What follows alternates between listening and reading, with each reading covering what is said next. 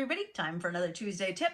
Since we are talking about histamine this month in Genetic Rockstars, which is our online MTHFR group, which I love, you can find us at community.tohealthwiththat.com. I want to talk about skin sensitivities. So lots of people will get something called dermatographia, which is basically like if you scratch your skin, it leaves these big red lines that then turn into kind of welts almost. Or they'll get urticaria, which is hives, right? Plain old hives. Or during allergy season, their just skin will get really, really itchy, sort of globally, right? Or in different places depending on their body's reactions. So when you're having those skin reactions, it can be very frustrating and very, very aggravating. There are a few things that you can do.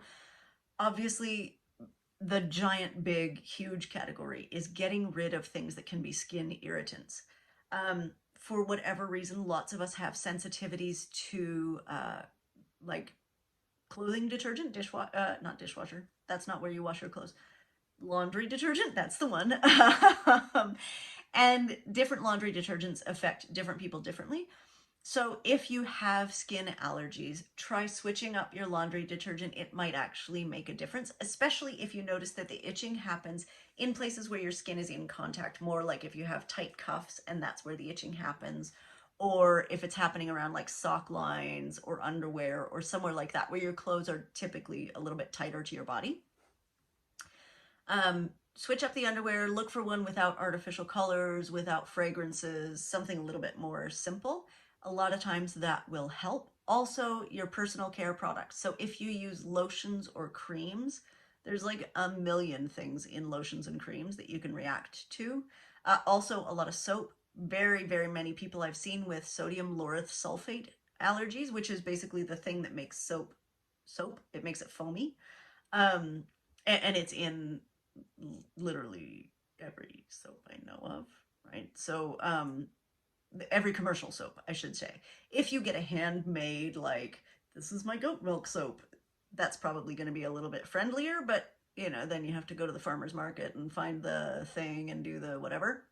I did talk to this Made on Skincare person a while ago. She makes a beautiful avocado soap that I love. So check that out. It's lovely. If you don't happen to want to go to the farmer's market, she ships straight to you. It's lovely.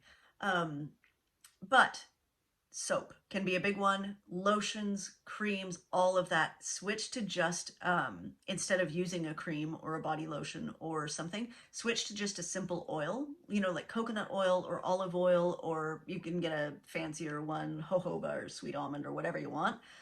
But something without a fragrance, without any other chemicals in it, just an oil, right?